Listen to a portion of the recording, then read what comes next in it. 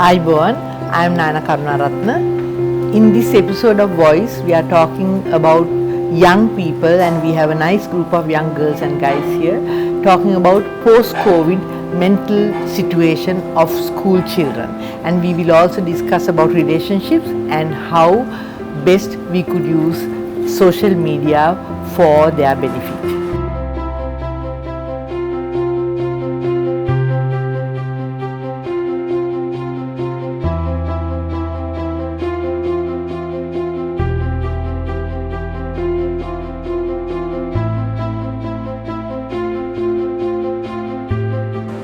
So we've got an interesting group of young people today. We are going to talk about post-COVID mental adjustment.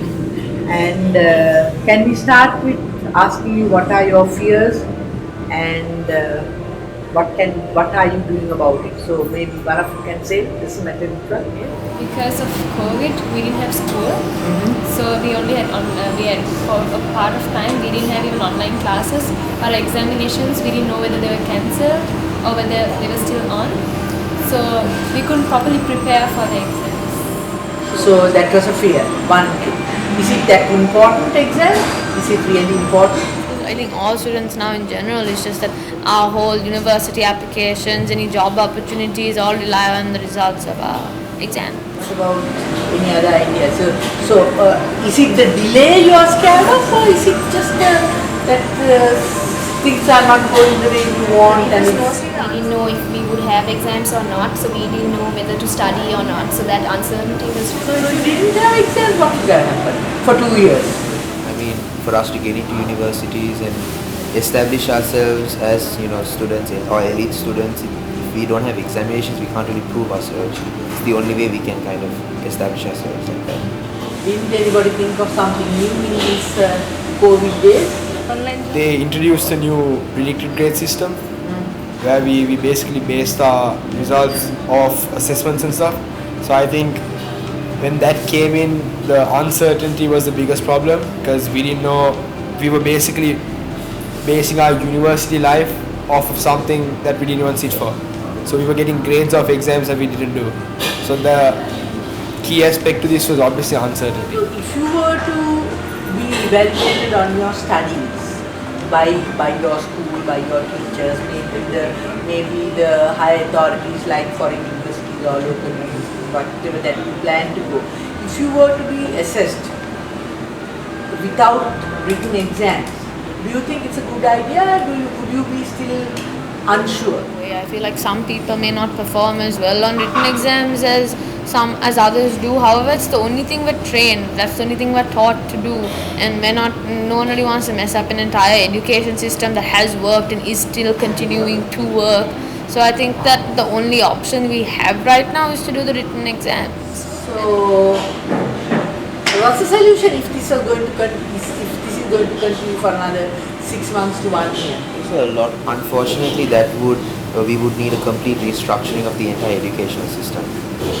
From the very point that, like she said, written exams and your academics matter a lot, and I do agree. But you need to take into account multiple other factors, such as your extracurriculars, your ability to balance other activities, who you are as a person, and things like that. Because regardless of how hard you study and the marks you get, you might not be the most well-rounded citizen you could be. And I think that's what matters the most. And if schools can take into account those kind of factors, be more subjective in their approach to some extent, I feel like it would be much more beneficial to a society. And with regards to this issue, children wouldn't be as stressed with it. It's a huge problem in Sri Lanka where kids are forced to go through tuition and go through judgment over their marks when at the end of the day they're going to do their best. Can you think of a different approach to your higher education without these exams?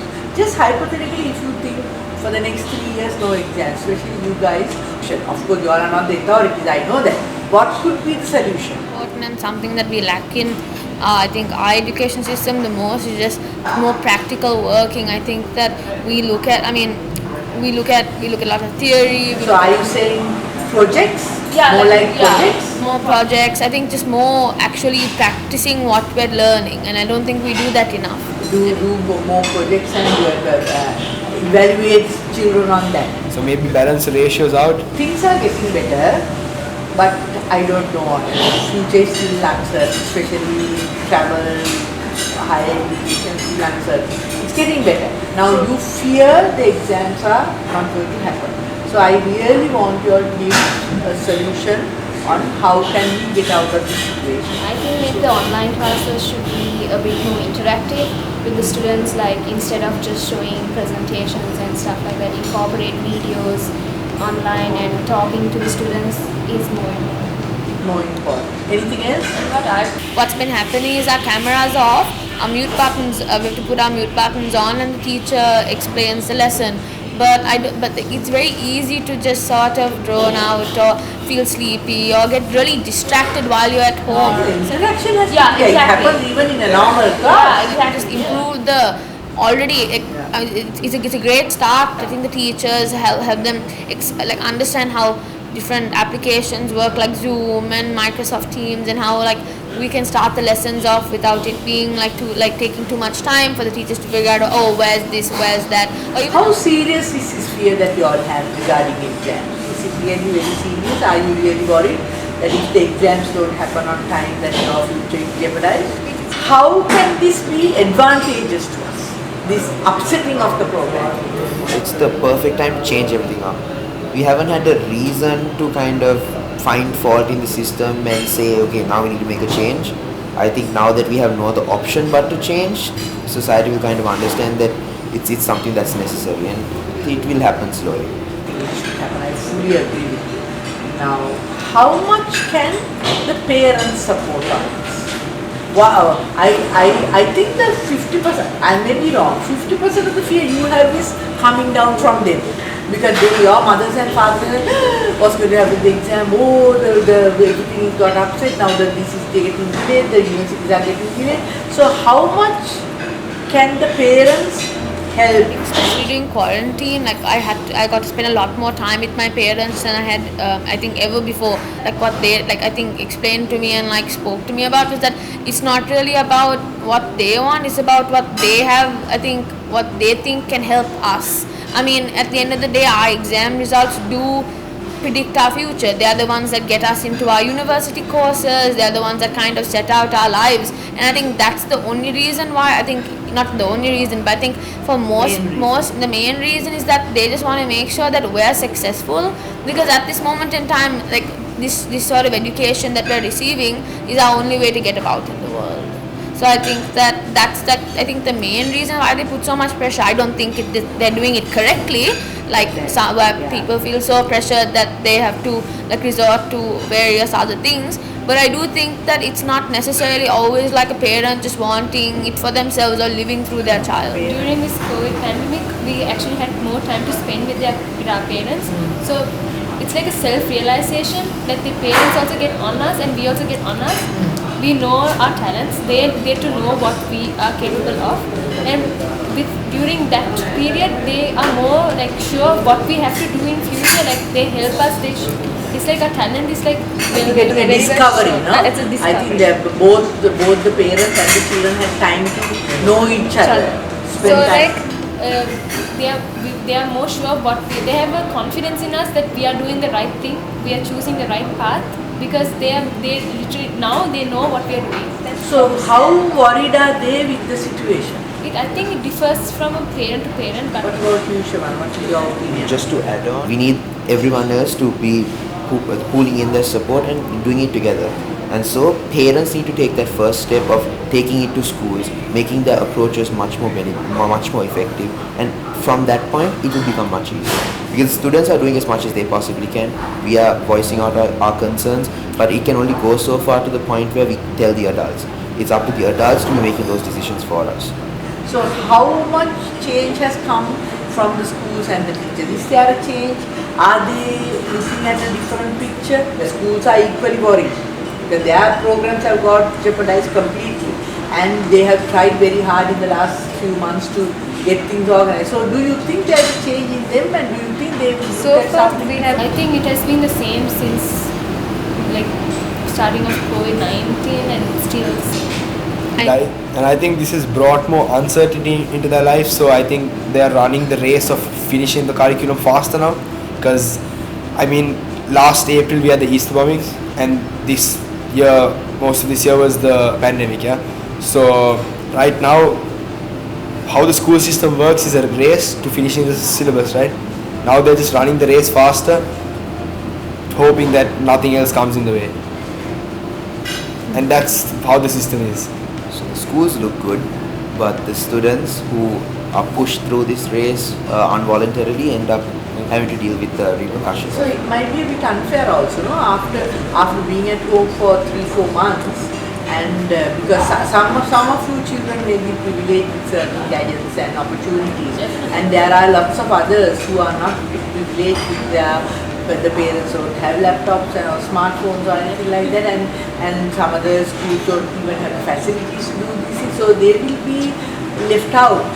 They will be lagging behind by a few weeks or months on their syllabuses or whatever. At the end of the year, the schools have to complete their programs, whatever. I'm not using the word exams. Complete the programs, right? So, may it be A-levels, O-levels, or just a year 10 or a year 5 exam. So, how do you want the schools and the parents to act on it? Do you still want the teachers and the schools to push you for an exam in December, October, or November?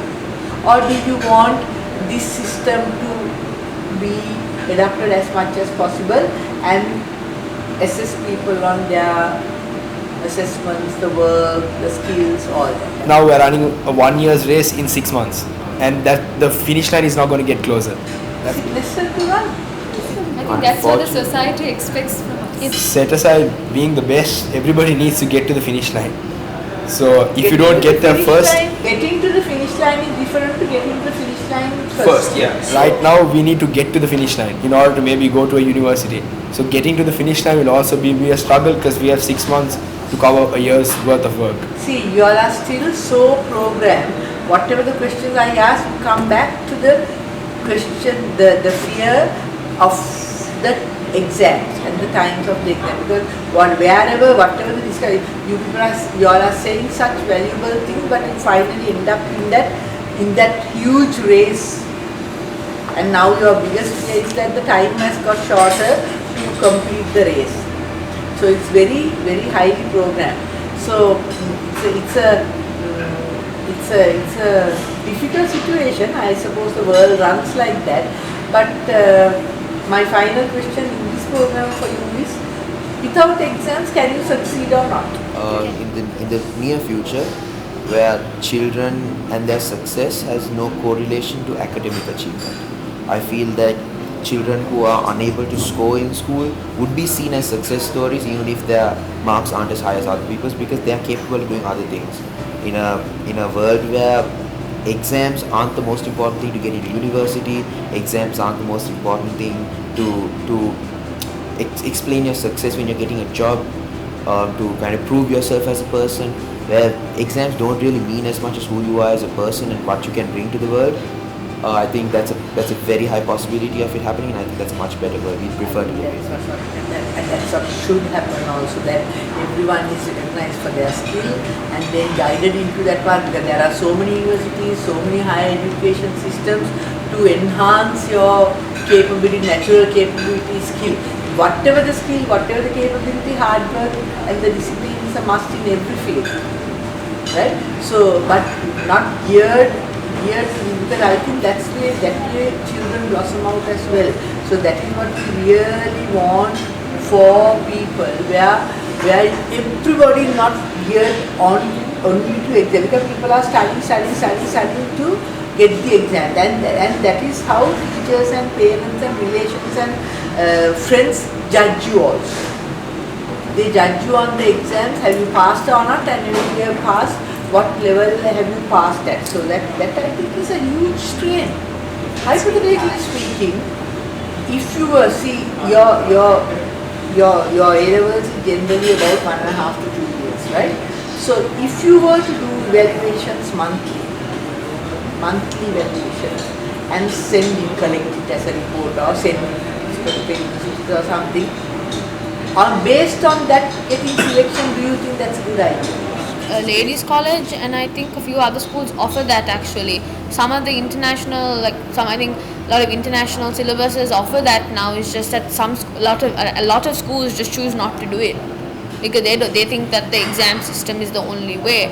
But you look at, like, I have a friend who chose to do this monthly assessment system where you get an N grade based on the work you've sent in and evaluated by your teachers, and it turned out pretty well for her. And I think that's sometimes an even better way of just assessing intelligence rather than just one exam at the end of every year. That program's called BTech, so that's a whole different program and it gets you into a different field of work.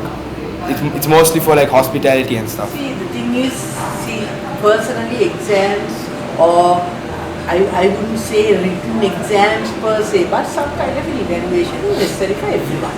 Right? Evaluation is also a kind of an exam. Right? So, but the thing that's happening where everyone is chased and made to do that run for 1 year, 2 years. Look at the grade 5, which is absurd. You just may do that run and then the parents are running, teachers are running and the child is running. All are running the race. All are running the race for that 1 or 2 hour paper. Right? Which is I think the stress on everyone, and that doesn't complete the person's capabilities. Doesn't complete the person's capabilities. And as lots of us have discussed and discovered, sometimes you are forced to study a book which is somebody else's opinion. Right? You are forced to study that. You should be made to read it. You should be made to read it and you should be able to evaluate it. So anyway, the outcome you say is that evaluations are better, is it? If it can be done. Yeah, I also think so, because if you're doing an evaluation, then you could incorporate practical work and such and get evaluated on not just a written test. Do you also feel that you will be able to select better career options with that? Because if we focus on our abilities in school, if they kind of enhance our abilities and make it much better, then what we'd be really good at in the future would be it would help us significantly in getting a job in something we like. So we wrap up our discussion with these young minds, and I think there's so much I learned from them, and there's so much that all of us, the parents, teachers and the adults and the leaders of this country can take from these people, because they are fresh, they are sincere and they are honest. So we really hope this episode brought you good information for you, and we hope to see you next week with another episode. And we would like really to thank the Merino Beach Hotel for the facilities they have given us, and also the Marina Mall. Thank you and take care. We'll see you next week.